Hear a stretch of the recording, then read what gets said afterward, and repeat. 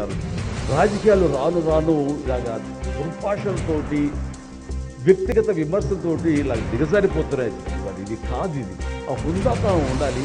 ఉండి కూడా ఎన్ని సాధించాం మేము.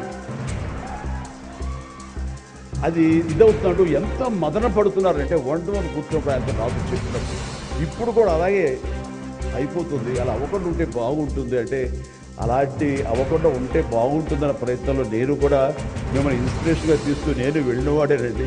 కానీ ఆ ధాటికి ఆ మాటలకి మాట పడటం మాట అనటం ఇది నా వల్ల కాదు, మీలాగనే.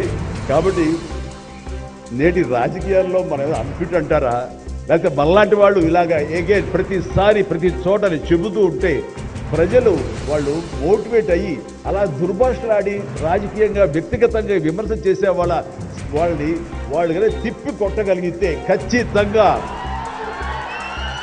మీరు అనుకున్నది నేను అనుకున్నది జరిగి తీరుతుందండి.